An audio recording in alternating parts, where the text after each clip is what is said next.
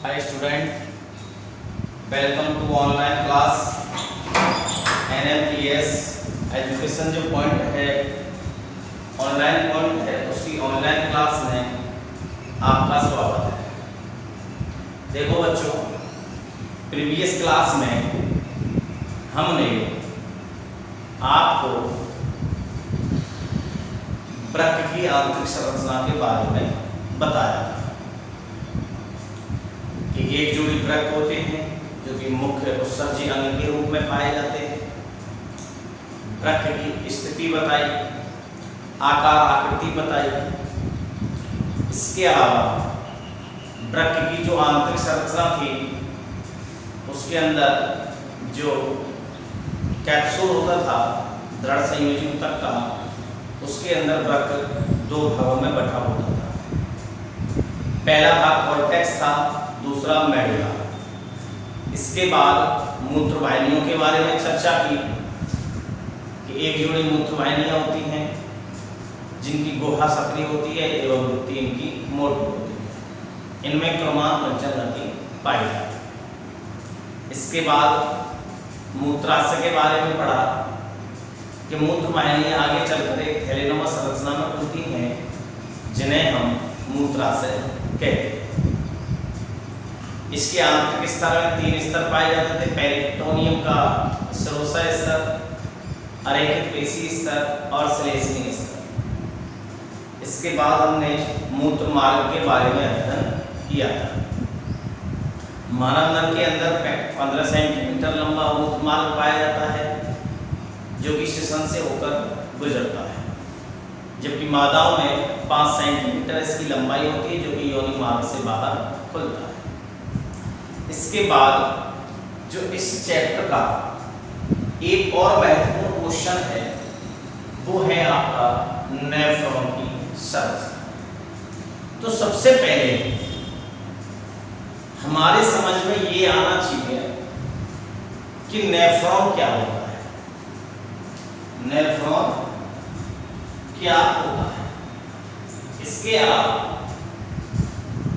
Nephron के बारे में जब हम अध्ययन कर लेंगे फिर इस नेफ्रॉन की संरचना के बारे में अध्ययन करेंगे और नेफ्रॉन की संरचना के बाद इस नेफ्रॉन में जो मूत्र का निर्माण होता है वो किस प्रकार से होता है उसके चरणों का अध्ययन करेंगे। सबसे पहली बात कि नेफ्रॉन क्या है। हिंदी में इसको गठराणु बोलते हैं। डेफिनेशन सुनो बेटा।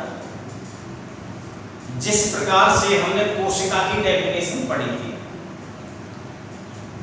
कि शरीर की संरचनात्मक और क्रियात्मक इकाई कोशिका कहलाती है, ठीक उसी प्रकार वृक्क के जो किडनी है उस वृक्क की संरचनात्मक एवं क्रियात्मक इकाई नेफ्रॉन कहलाती है। क्योंकि एक वृक्क की जब संरचना पढ़ते हैं तो उसके अंदर असंख्य नेफ्रॉन पाए जाते हैं। अर्थात हम ये कह सकते हैं कि नेफ्रॉन वृक्क की संरचना का मुख्य घटक होता है। और किडनी जो कार्य करती है उसमें सबसे महत्वपूर्ण जो ऑर्गन है वो नेफ्रॉन होता है, इसलिए हम इसे क्रियात्मक इकाई भी कहते हैं। तो डेफिनेशन सुनिए आप ध्यान से कि वृक्क की संरचनात्मक एवं क्रियात्मक इकाई नेफ्रॉन कहलाती है। अर्थात हम इस तरह भी कह सकते हैं कि प्रत्येक वृक्क में लगभग 10 से 12 लंबी कुंडलित नलिकाकार संरचनाएं पाई जाती हैं जिन्हें हम नेफ्रॉन कहते हैं। ठीक है बच्चों, नेफ्रॉन की डेफिनेशन समझ में आ गई आपके कि वृक्क की संरचनात्मक एवं क्रियात्मक इकाई नेफ्रॉन कहलाती है, अर्थात प्रत्येक वृक्क में लगभग 10 से 12 लाख लंबी कुंडलित नलिकाकार संरचनाएं पाई जाती हैं, जिन्हें हम नेफ्रॉन कहते हैं। नेफ्रॉन में मूत्र का निर्माण होता है। जो मूत्र के निर्माण की जो क्रिया है वह नेफ्रॉन में होती है, जिसमें नाइट्रोजनी अपशिष्ट जो पदार्थ हैं वो घुलित मात्रा में पाए जाते हैं, अर्थात घुलित अवस्था में पाए जाते हैं।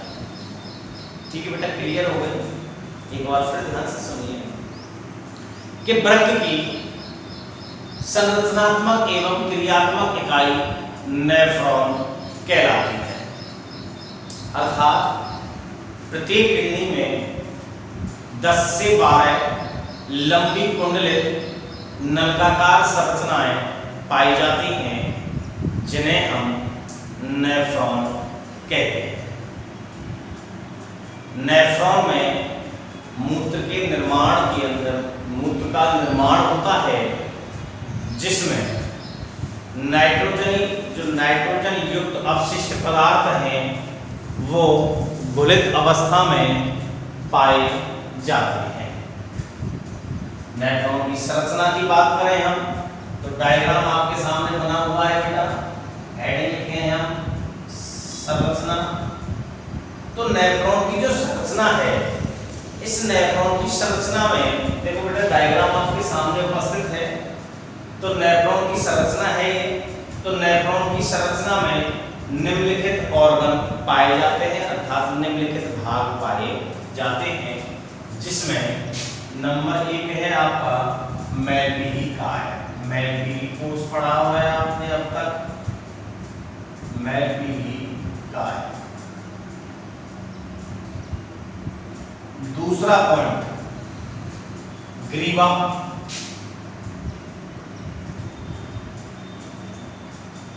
तीसरा पॉइंट समीपस्थ कुंडलित नलिका।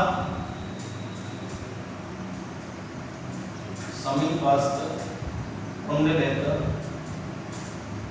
नलिका। और चौथा है हेनले का लोब।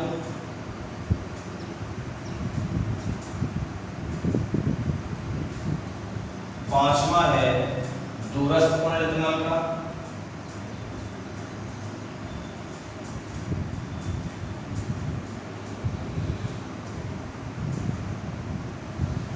और छठवां है लास्ट का है संग्रह नलिका।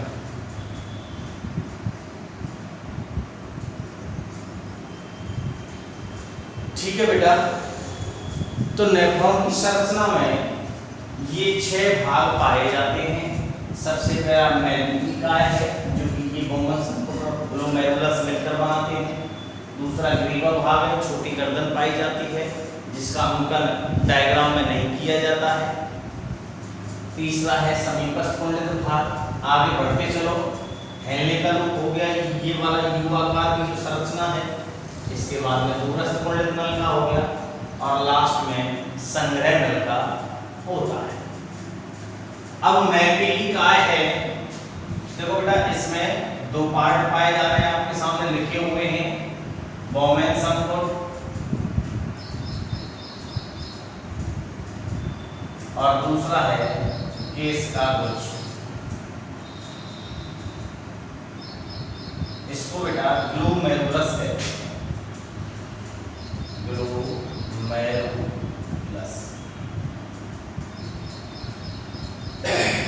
ये इसकी संरचना में भाग पाए जाते हैं। अब सबसे पहला पार्ट उठाते हैं हम मेलपीली काय। संरचना में सबसे पहला पार्ट हो गया आपका मेलपीली काय। एक एक को समझाऊंगा विस्तार से, ध्यान से समझे सभी। समझना बेटा, समझना बहुत इंपॉर्टेंट है, क्योंकि जब कोई टॉपिक, जब कोई कंसेप्ट हमारे दिमाग में बैठ जाता है, अर्थात समझ में आ जाता है, तो उसको याद करने में बड़ी सुविधा होती है, उसे भूला नहीं जाता है। इसलिए आप बहुत अच्छी प्रकार से समझने का प्रयास करें। सबसे पहला पॉइंट देखो बेटा, संरचना है उस संरचना का डायग्राम आपके सामने है। आपने पिछली क्लास में भी नेफ्रॉन की संरचना का खूब अध्ययन किया है। अब इसमें इसकी जो संरचना का अध्ययन करते हैं तो इसकी संरचना में निम्नलिखित भाग पाए जाते हैं। भाई साहब देखो ध्यान से, सबसे पहला है मेलपीकी काय। तो देखो बेटा मेलपीकी कहाँ है, सबसे आगे की पार्ट में है। तो यहां हम करेंगे कि प्रत्येक नेफ्रॉन का जो अग्रभाग है, प्रत्येक नेफ्रॉन का जो अग्रभाग है उसे हम मेलपीकी काय कहते हैं। अर्थात एक लाइन में हम ये भी लिख सकते हैं कि प्रत्येक नेफ्रॉन का अग्रभाग मेलपीकी काय से बना हुआ होता है। सिंपल सी भाषा में लिख दो कि प्रत्येक जो नेफ्रॉन है, इस नेफ्रॉन का जो अग्रभाग है वो मेलपीकी काय से मिलकर बना हुआ होता है। मेलपीकी काय में दो भाग पाए जाते हैं। कितने भाग पाए जाते हैं बेटा? दो भाग पाए जाते हैं। दोनों भाग आपके सामने लिखे हुए हैं। पहला भाग हो गया ए, बोमेन संपुट। पहला भाग कौन सा हो गया बेटा? बोमेन संपुट। ध्यान से सुनिए यार, बोमेन संपुट की बात कर रहे हैं हम। तो देखो बेटा, प्रत्येक नेफ्रॉन का अग्रभाग एक प्यालेनुमा संरचना में होता है। प्याला है बेटा, एक कटोरी जैसी संरचना है। देखो बेटा बोमेन संपुट, इसको भूल जाइए, इस पार्ट को भूल जाइए, फिलहाल आप यहाँ तक याद करिए। तो देखो बेटा बोमेन संपुट कैसा है? प्यालेनुमा संरचना में, अर्थात नेफ्रॉन का अग्रभाग प्यालेनुमा संरचना में होता है, जिसे हम बोमेन संपुट कहते हैं। बोमेन संपुट में रक्त केशिकाओं का घना जाल पाया जाता है, एक गुच्छा पाया जाता है, जिसे हम केशिका गुच्छ या हम ग्लोमेरुलस कहते हैं। ठीक है बेटा, नेफ्रॉन का अग्रभाग एक प्यालेनुमा संरचना में होता है, जिसे हम बोमेन संपुट कहते हैं। इसकी गुहा में ग्लोमेरुलस पाया जाता है। ठीक है बेटा, समझ में आ गया? धीरे धीरे समझा रहा हूं बहुत। ग्लोमेरुलस की बात कर रहे हैं, बोमेन संपुट की बात कर रहे हैं पहले पार्ट की हम। तो नेफ्रॉन का अग्रभाग, नेफ्रॉन का अग्रभाग एक प्यालेनुमा संरचना में होता है, जिसे हम बोमेन संपुट कहते हैं। इसकी गुहा में ग्लोमेरुलस पाया जाता है, अर्थात हम ये भी कह सकते हैं कि जिसके अंदर ग्लोमेरुलस पाया जाता है। बोमेन संपुट की जो भित्ति है वह पतली एवं दो स्तरों से मिलकर बनी होती है। देखो दो स्तर है, एक बाह्य स्तर, एक अंतः स्तर। दो स्तर है या नहीं? तो बोमेन संपुट की जो भित्ति है वह पतली होती है एवं दो स्तरों से मिलकर बनी हुई होती है। इन स्तरों का जो निर्माण है, जो दो स्तर हैं, इन दोनों स्तरों का निर्माण सल की उपकला से होता है। इससे होता है, सल की उपकला से होता है। ठीक है बेटा, किससे हो रहा है? देखो बेटा, नेफ्रॉन का अग्रभाग एक प्यालेनुमा संरचना में होता है, जिसे हम बोमेन संपुट कहते हैं। इसके अंदर ग्लोमेरुलस पाया जाता है। बोमेन संपुट की भित्ति पतली एवं दो स्तरों से मिलकर बनी हुई होती है। इन स्तरों का निर्माण सल की उपकला ऊतक से होता है। बोमेन संपुट की आंतरिक भित्ति में ये जो आंतरिक स्तर है, इस आंतरिक स्तर में कुछ विशिष्ट प्रकार की सेल्स पाई जाती हैं, जिनको हम पोडोसाइट कहते हैं। क्या कहते हैं बेटा? पोडोसाइट कहते हैं। बोमेन संपुट की जो आंतरिक भित्ति है, उस आंतरिक भित्ति में एक विशिष्ट प्रकार की सेल्स पाई जाती हैं। इनको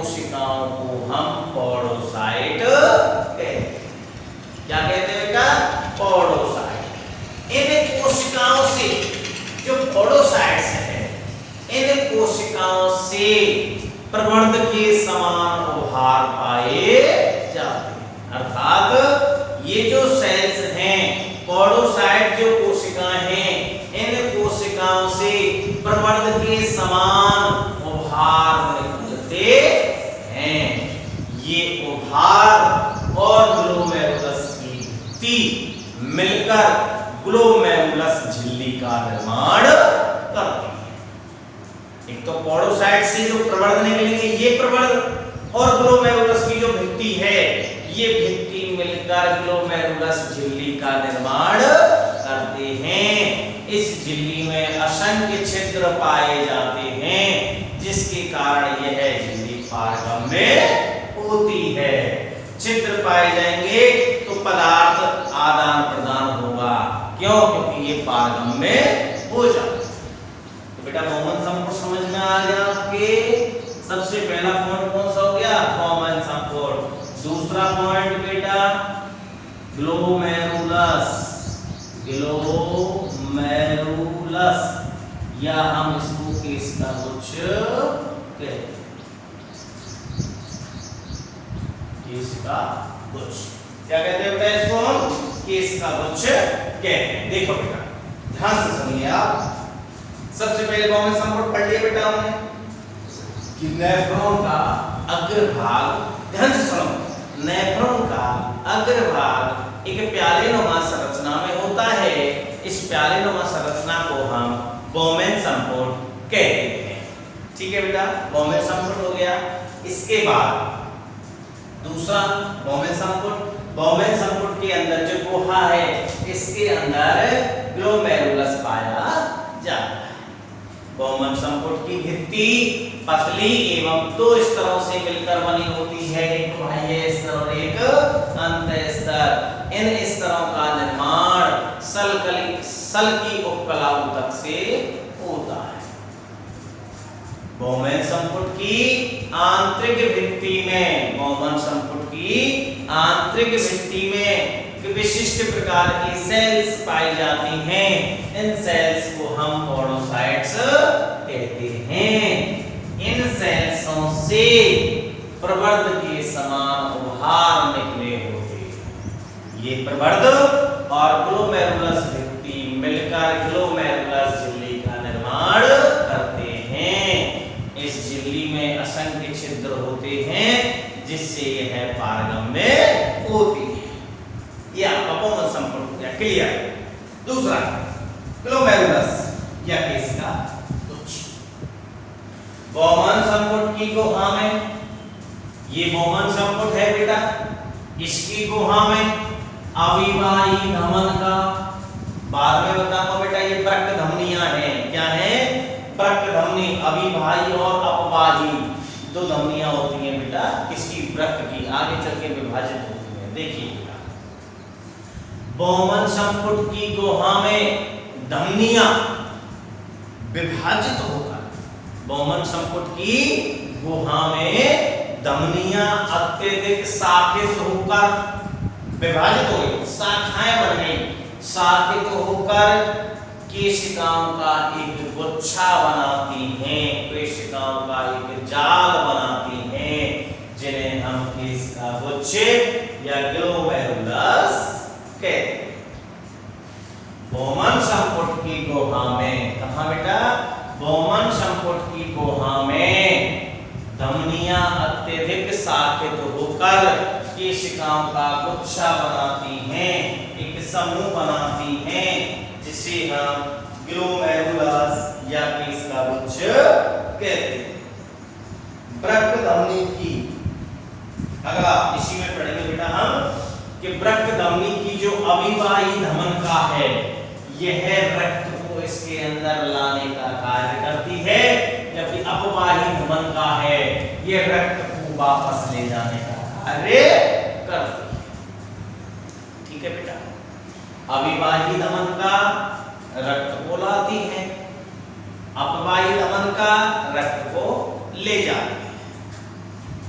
अविवाही जो धमन का है, यह 50 शाखाओं में विभाजित होकर, 50 शाखाओं में विभाजित होकर ग्लोमेरुलस का निर्माण करती है। अविवाही धमन का 50 शाखाओं में विभाजित होकर ग्लोमेरुलस का निर्माण करती है। अविवाही धमनिका का व्यास अपवाही धमनिका के व्यास से अधिक होती है, अर्थात अविवाही धमनिका तो चौड़ी होती हैं जबकि अपवाही धमनिका सक्रिय होती हैं, अर्थात इसलिए ये कह रहे हैं कि अविवाही धमनिका का व्यास तो अधिक होता है जबकि अपवाही धमनिका का व्यास कम होता है। ग्लोमेरुलस जो केशिकाएं हैं, ये जो केशिकाएं हैं इनकी भित्ति एंडोथेलियम ऊतक की बनी होती है। ध्यान से सुनना बेटा कि ये जो हैं केशिका ग्लोमेरुलस जो केशिकाएं हैं इनकी भित्ति एंडोथेलियम से बनी होती है। इनसे बनी होती है बेटा, एंडोथेलियम से बनी होती है। रक्त सेल्स जो हैं आरबीसी, डब्ल्यूबीसी, प्लेटलेट्स, ये जो हैं इनकी भित्ति भी एंडोथेलियम से बनी होती है। ठीक है बेटा। और बोमन संपुट की जो भित्ति है वो एपिथेलियम की बनी होती है। 3 स्तर हो गए बेटा। ये तीनों स्तर मिलकर निश्चंद स्तर का निर्माण करते। ठीक है बेटा। इस तरह से आपका पहला पॉइंट जो मैल्पीकी का है वो खत्म हो गया। दोबारा सुनो बेटा, नेफ्रॉन का अग्रभाग, एक अग्र जो भाग है वो मैल्पीकी काय का बना होता है जिसमें 2 भाग होते हैं, पहला बोमन संपुट, दूसरा ग्लोमेरुलस। पहला बोमन संपुट तो नेफ्रॉन का अग्रभाग एक प्यालेनुमा संरचना में होता है जिसे हम बोमन संपुट कहते हैं। इसके मध्य में ग्लोमेरुलस पाया जाता है। बोमन संपुट की भित्ति पतली, ध्यान से सुनो बेटा, बोमन संपुट की भित्ति पतली व 2 स्तरों से मिलकर बनी हुई होती है। इन स्तरों का निर्माण सल्की उपकला से होता है। बोमन संपुट की आंतरिक भित्तियों में विशिष्ट प्रकार की सेल्स पाई जाती हैं जिन्हें हम पॉडोसाइट्स कहते हैं। इन कोशिकाओं से प्रवर्ध के समान उपहार निकले होते हैं। ये प्रवर्ध और ग्लोमेरुलस भित्ति मिलकर ग्लोमेरुलस झिल्ली का निर्माण करती हैं। इस झिल्ली में अनेक छिद्र पाए जाते हैं जिससे यह अधिक पारगम्य होती है। दूसरा है आपका बेटा ग्लोमेरुलस। कौन सा है बेटा? ग्लोमेरुलस। तो बोमन संपुट की गुहा में, यह बोमन संपुट है, इसकी गुहा में धमनी अत्यधिक शाखित होकर केशिकाओं का एक समूह बनाती है। केशिका, कोशिका नहीं, केशिका किसे कहते हैं? एक नली को, इसको कहते हैं नली को। केशिकाओं का एक समूह बनाती है जिसे हम ग्लोमेरुलस कहते हैं।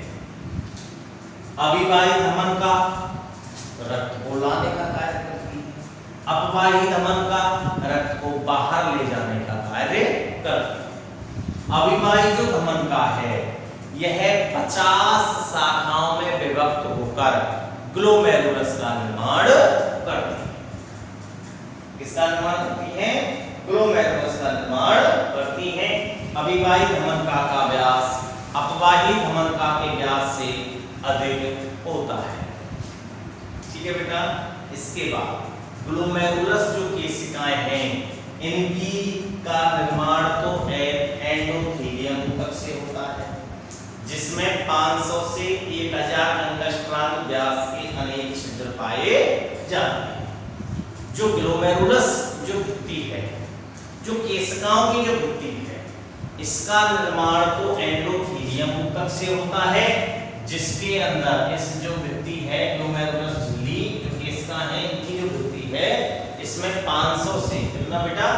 500 से 1000 अंगस्ट्रांग व्यास के अनेक छिद्र पाए जाते हैं। रक्त जो सेल्स हैं इनकी भित्ति एंडोथेलियम की बनी होती है। और कोमल संपुट की भित्ति एपिथेलियम से बनी होती है। तो इस प्रकार से 3 स्तर हो जाते हैं। ये तीनों स्तर मिलकर निस्यंदन स्तर का निर्माण करते हैं। तो ये आपका पहला जो पॉइंट था मेल्टिंग पाइप वह खत्म हो गया। दूसरा पॉइंट बेटा इसके अंदर है ग्रीवा। दूसरा पॉइंट है आपका ग्रीवा। ये ज्यादा बड़ा नहीं। देखो बोमन संपुट ये है बेटा। बोमन संपुट आगे चलकर एक छोटी नलिकाकार संरचना में खुलता है। बोमन संपुट आगे चलकर एक छोटी नलिकाकार संरचना में खुलता है जिसे हम ग्रीवा कहते हैं। ग्रीवा का जो आंतरिक स्तर है वह पक्षमावी उपकला ऊतक का बना हुआ होता है। ग्रीवा हो गया आपका कि बोमन संपुट आगे चलकर एक नलिकाकार छोटी नलिकाकार संरचना में खुलता है। बोमन संपुट आगे चलकर एक छोटी नलिकाकार संरचना में खुलता है जिसे ग्रीवा कहते हैं। इसका आंतरिक स्तर किससे पक्षमावी उपकला ऊतक से बना हुआ होता है। तीसरा पॉइंट आ जाएगा बेटा यहाँ पर समीपस्थ कुंडलित नलिका।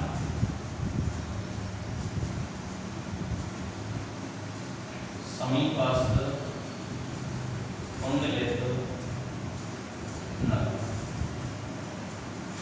ठीक है बेटा, समीपस्थ कुंडलित नलिका की बात है। अब ग्रीवा पार्ट आ जाए। बोमन संपुट को छोड़ो, अब ग्रीवा को पकड़ लीजिए। जो आगे बढ़ेंगे हम अपने हिसाब से अपने आप चलते आएंगे। देखो ग्रीवा आगे चलकर एक लंबी नलिकाकार संरचना में खुलती है। ग्रीवा आगे चलकर एक लंबी नलिकाकार कुंडलित नलिकाकार संरचना में खुलती है जिसे हम समीपस्थ कुंडलित नलिका कहते हैं। ग्रीवा आगे चलकर एक लंबी कुंडलित नलिकाकार संरचना में खुलती है जिसे हम समीपस्थ कुंडलित नलिका कहते हैं। इनके आंतरिक स्तर में, ये जो समीपस्थ है, इनके आंतरिक स्तर में अनेक माइक्रोबिलाई पाए जाते हैं। आंतरिक स्तर में क्या पाए जाएंगे बेटा? माइक्रोबिलाई, सूक्ष्मांकुर। हिंदी में क्या कहते हैं? सूक्ष्मांकुर। तो समीपस्थ जो कुंडलित नलिका है इनके आंतरिक स्तर में अनेक माइक्रोबिलाई पाए जाते हैं जो कि ब्रश बॉर्डर की तरह कार्य करते हैं। ब्रश देखिए बेटा, ब्रश बॉर्डर बनाते हैं ना, तो उस ब्रश बॉर्डर की तरह कार्य करते हैं। माइक्रोबिलाई की उपस्थिति के कारण इनमें अवशोषण की दर बढ़ जाती है। ब्रश बॉर्डर का कार्य करता है तो माइक्रोबिलाई के कारण इनका अवशोषण जो दर है वो अधिक हो जाती है। समीपस्थ कुंडलित नलिका में अनेक छोटे छोटे माइटोकॉन्ड्रिया पाए जाते हैं जो कि अवशोषण के समय ऊर्जा देने का कार्य करते हैं। ये आपकी समीपस्थ कुंडलित नलिका हो गई बेटा। ग्रीवा आगे चलकर एक कुंडलित लंबी नलिकाकार संरचना में खुलती है जिसे हम समीपस्थ कुंडलित नलिका कहते हैं। इनके आंतरिक स्तर में अनेक माइक्रोबिलाई पाए जाते हैं। अनेक माइक्रोबिलाई पाए जाते हैं जिन्हें हिंदी में हम सूक्ष्मांकुर कहते हैं। सूक्ष्मांकुर कहते हैं। समीपस्थ कुंडलित नलिका है, इनके आंतरिक स्तर में अनेक माइक्रोबिलाई पाए जाते हैं। इन माइक्रोबिलाई की उपस्थिति के कारण इन नलिकाओं का अवशोषण स्तर बढ़ जाता है। अवशोषण स्तर बढ़ जाता है। इसके अलावा इसमें अनेक माइटोकॉन्ड्रिया पाए जाते हैं जो कि अवशोषण के समय ऊर्जा प्रदान करने का कार्य करते हैं। ठीक है बेटा, चौथा पॉइंट की ओर चलते हैं। समझ में आ गया ना? चौथे पॉइंट की ओर चलते हैं। चौथा पॉइंट आ जाएगा बेटा हेनले का लूप।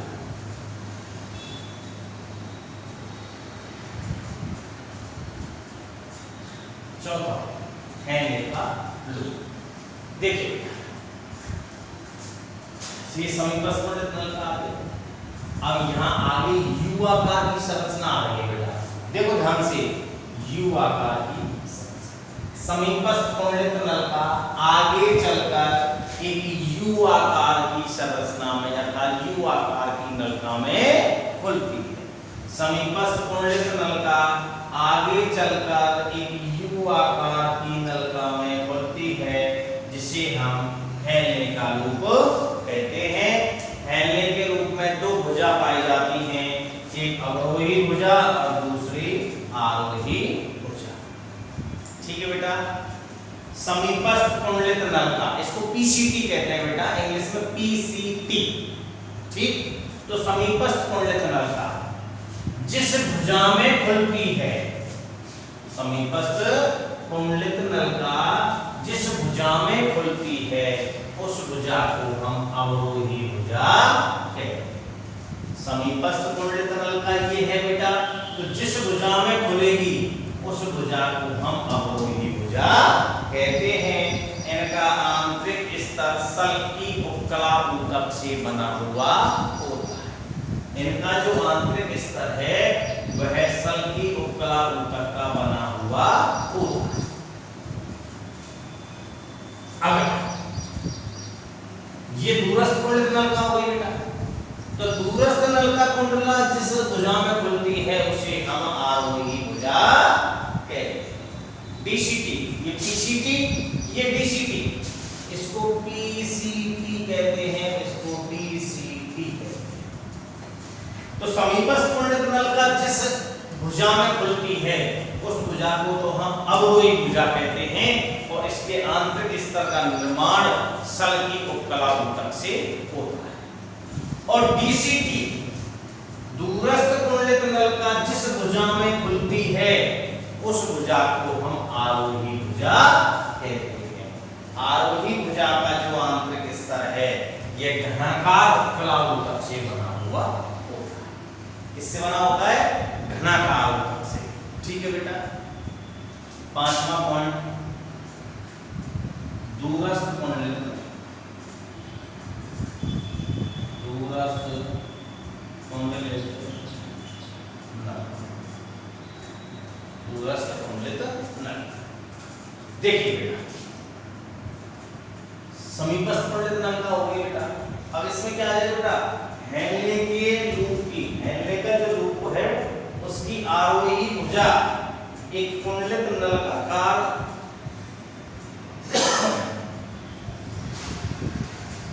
हेनले के रूप की, हेनले का रूप है बेटा यू आकार का, तो हेनले के रूप की आरोही भुजा जिस नलिकाकार संरचना में खुलती है उसे हम डीपीसी या दूरस्थ कुंडलित नलिका कहते हैं।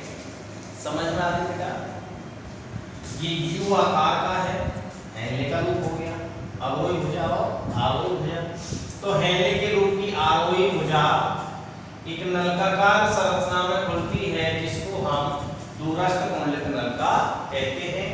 ये कॉर्टेक्स भाग में पाई जाएगी, प्रकृति जो है किडनी उसके कॉर्टेक्स भाग में पाई जाती है। इनका आंतरिक स्तर, इसका आंतरिक जो स्तर है वह उपकला ऊतक से मिलकर बना हुआ होता है। इनमें माइक्रोबिलाई जो सूक्ष्म अंकुर हैं उनका अभाव पाया जाता है। ठीक बेटा, क्लियर? हेनले के रूप की आरोही भुजा एक नलिकाकार संरचना में खुलती है जिसको हम दूरस्थ कुंडलित नलिका कहते हैं। इनका जो आंतरिक स्तर है वह एपिथेलियम अर्थात उपकला ऊतक का बना हुआ, अंतःस्थिशियम उपकला ऊतक का बना हुआ होता है। ठीक है साहब? इसके अंदर माइक्रोबिलाई यहाँ पर पाए जा रहे थे, यहाँ माइक्रोबिलाइयों का अभाव होता है। लास्ट पॉइंट बेटा आपका संग्रह नलिका। लास्ट संग्रह नलिका। देखिए बेटा,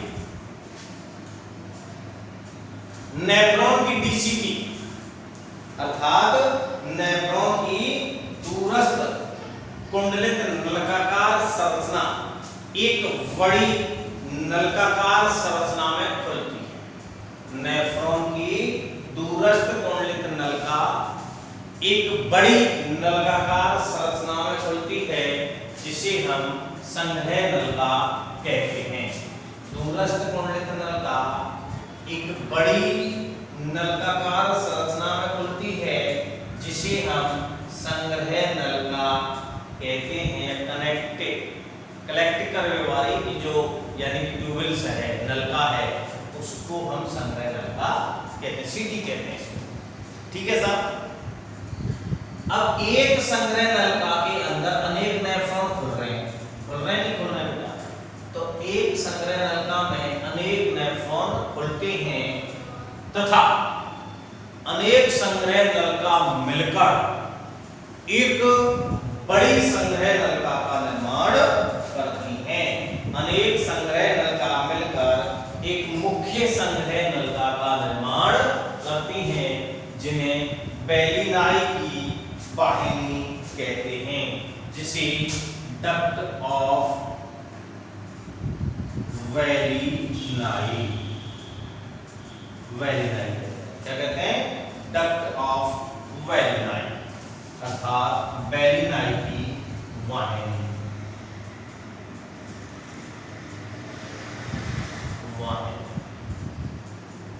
कहते हैं।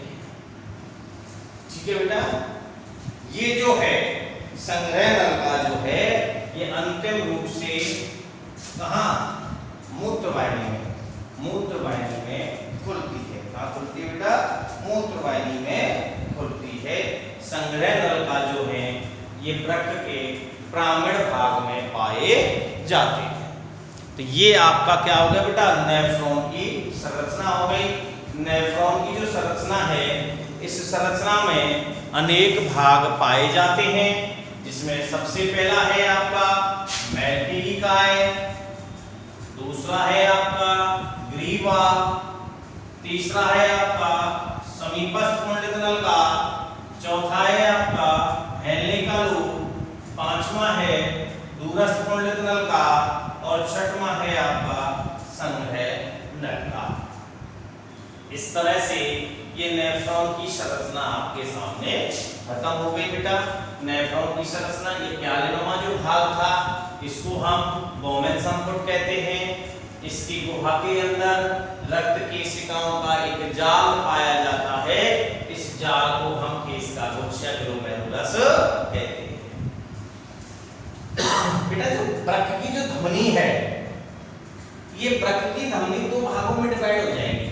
एक तो अभिवाही धमन का, यानी कि रक्त को इसके अंदर लाने का कार्य, दूसरी अपवाही धमन का, ये अपवाही धमन का रक्त को बाहर ले जाने का कार्य।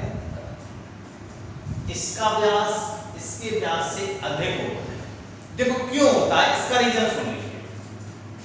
अभिवाही धमनिका का जो व्यास है वो अधिक, अर्थात इसमें रक्त तेज गति से आएगा। कैसे आएगा? तेज गति से आएगा।